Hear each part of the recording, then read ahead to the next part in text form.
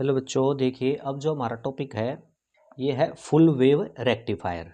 ठीक है, हमने हाफ वेव रेक्टिफायर को कर लिया है। अब अभी क्या करेंगे हम, फुल वेव रेक्टिफायर। ठीक है, इसमें देखो, the rectifier which gives output for positive half cycle as well as negative half cycle is called full wave rectifier. ठीक है, जो हमारी एसी इनपुट आती है, देखो इस प्रकार से, जैसे हमने हाफ वेव में तो बताया था कि आधी हाफ वेव ही रेक्टिफाई होती है। अब हमारी इस प्रकार से आती है इनपुट।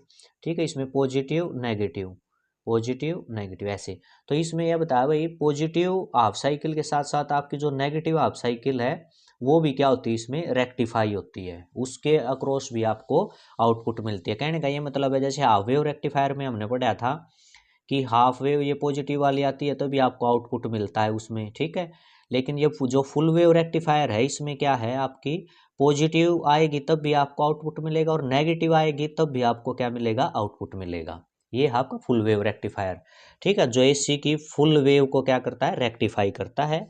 ठीक है, अब इसकी कंस्ट्रक्शन देख लेते हैं। देखो वही इसमें एसी इनपुट है, यहाँ स्टेप डाउन आपका ट्रांसफार्मर लगा होगा, इससे इनपुट है ये प्राइमरी P1 P2 क्या आपकी प्राइमरी क्वाइल है, S1 और S2 क्या है यहाँ सेकेंडरी है ये। अब इसमें देखो एक आपका क्या है, हाफ वेव में आपका केवल एक डायोड लगा हुआ था, यहाँ आपके दो डायोड काम करेंगे बच्चों। ठीक है, D1 और एक डायोड आपका D2, इस तरह से आपके दो डायोड लगे होंगे। ये आपका आउटपुट रीजन ये मैंने बना दिया, जो आउटपुट है DC आपको यहाँ मिलेगी। ठीक है, S1 और S2 ये आपकी सेकेंडरी क्वाइल है।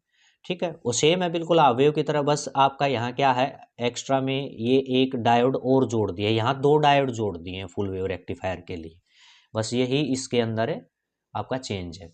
ठीक है, अब इसमें देख लेते हैं कैसे, क्या ये क्लियर हो गया आपको कंस्ट्रक्शन फुल वेव रेक्टिफायर की। ठीक है, अब इसमें देखते हैं कंस्ट्रक्शन में क्या बताया। देखो, it consist of a step down transformer with P1 and P2 and S1 and S2। ये हो गया आपकी प्राइमरी और सेकेंडरी कॉइल होगी। ठीक है, प्राइमरी एंड S1 S2 के आपकी सेकेंडरी कॉइल है रिस्पेक्टिवली ये। ठीक है, बता दिया। Input AC connected, input AC है जो किससे दिया जाएगा, आपका इनपुट AC है जो आपका प्राइमरी से दिया जाएगा। ठीक है, और जो आपके सेकेंडरी हैं उनके अंदर आपके दो डायोड जोड़े हैं, D1 और D2, ये मैंने बता दिया आपको। ठीक है, और लोड रेजिस्टेंस ये लगाया गया है, जिससे अब क्या मिलेगी, आउटपुट मिलेगी। क्लियर हो आपको। अब वर्किंग देख लेते हैं, इसमें वर्किंग कैसे रहती है। देखो, ड्यूरिंग पॉजिटिव हाफ साइकिल, जब आपकी क्या है पॉजिटिव ये हाफ साइकिल आएगी, तो let us consider P1 to be negative. P1 को हम क्या मान लेते हैं, नेगेटिव मान लेते हैं, और P2 आपका क्या है, ये पॉजिटिव हो जाएगा। ठीक है, ड्यू टू लेंजेज लॉ में अब क्या होगा, आपका S1 विल बिकम पॉजिटिव। ये नेगेटिव है तो ये आपका क्या हो जाएगा, S1 आपका क्या हो जाएगा, पॉजिटिव हो जाएगा, और ये पॉजिटिव है P2 तो S2 क्या हो जाएगा, नेगेटिव हो जाएगा। ठीक है, यही आपका बता रखा है। इससे आपका D1 diode will be forward बाइस। जो D1 डायोड होगा वो कौन सी बाइसिंग में आ जाएगा, फॉरवर्ड में।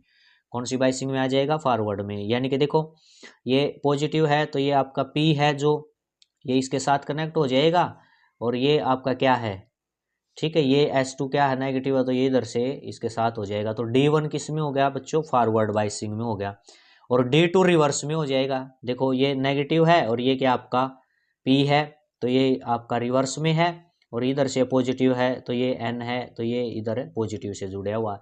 तो कहने का मतलब है D1 इन दोनों में से, अगर ये S1 पॉजिटिव और S2 नेगेटिव है, तो दोनों डायोड में से ये D1 तो फॉरवर्ड बाइसिंग में हो जाएगा और D2 किस में रहेगा, रिवर्स में। तो एक काम करेगा। ठीक है, therefore we will get output through D1, तो D1 की वजह से हमें आउटपुट मिल जाएगी। ठीक है, क्लियर होगा। अब आपकी नेगेटिव साइकिल आएगी, जब इनपुट में नेगेटिव साइकिल आएगी, आप साइकिल बच्चों नेगेटिव आएगी, तो P1 अब क्या हो जाएगा, P1 पॉजिटिव हो जाएगा। P1 क्या हो जाता है, जब ये नेगेटिव साइकिल आएगी तो P1 पॉजिटिव हो जाएगा, ये P2 नेगेटिव हो जाएगा। ये पॉजिटिव है तो S1 क्या हो जाएगा, नेगेटिव, और ये P2 आपका क्या है, नेगेटिव था, तो अब ये S2 क्या हो जाएगा, पॉजिटिव।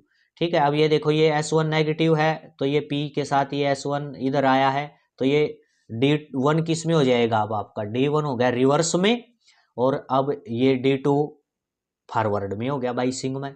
ठीक है, जब नेगेटिव साइकिल आई तो ये D1 रिवर्स में चला गया, और ये D2 किस में आ गया, फॉरवर्ड बाइसिंग में। यही आपका ये बताया गया है इसमें। तो आपको D2 के अक्रॉस क्या मिलेगी, आपको आउटपुट मिल जाएगी। तो for a negative half cycle P1 will become positive and P2 will become negative, ठीक है। Due to Lenz's law S1 will become negative and S2 ये बता रखा मैंने। देयरफॉर द डायट D2 किस में आ जाएगा, फॉरवर्ड बाइसिंग में, and hence we will get output through D2। अब कौन से डायोड के अक्रॉस हमें आउटपुट मिलेगी, D2 के अक्रॉस हमें आउटपुट मिल जाएगी। Thus it give output for both the half cycle, यानी दोनों हाफ साइकिल के दौरान हमें क्या है, आउटपुट मिली है। तो ये इसलिए आपका क्या है, ये फुल वेव रेक्टिफायर बोलते हैं। देखो पॉजिटिव आई थी तो इस डायोड ने आउटपुट दी, और जब नेगेटिव साइकिल आई तो इस डायोड ने आउटपुट दी।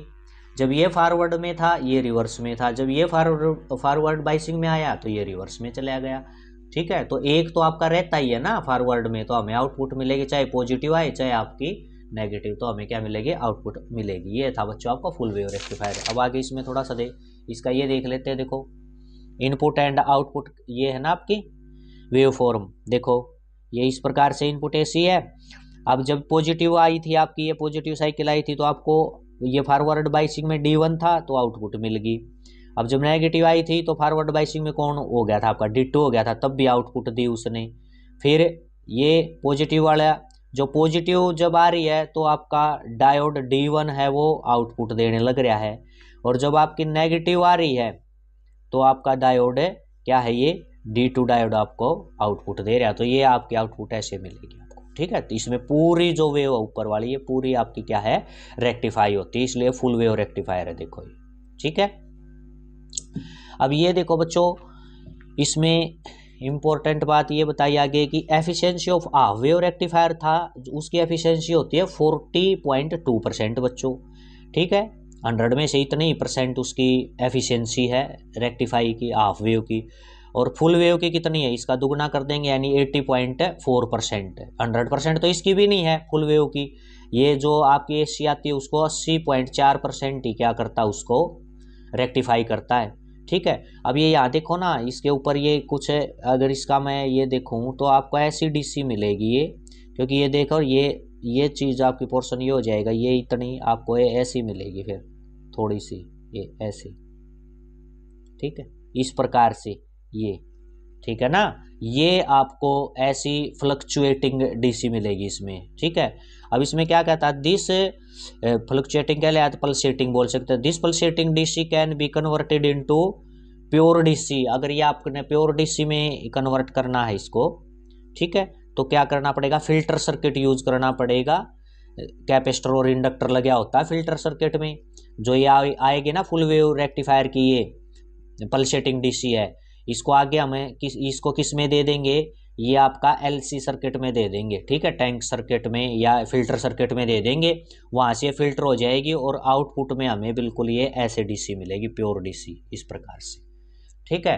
तो बच्चों ये क्या था आपका, ये था फुल वेव रेक्टिफायर। क्लियर हुआ आपको बच्चों, ये इंपॉर्टेंट टॉपिक है और एग्जाम में आपका बिल्कुल पूछा जाता है वेव, और ये था आपका फुल वेव, ठीक है। तो आपने इसको बिल्कुल क्या है, अच्छे से इसको कर लेना है। ओके, थैंक यू बच्चों।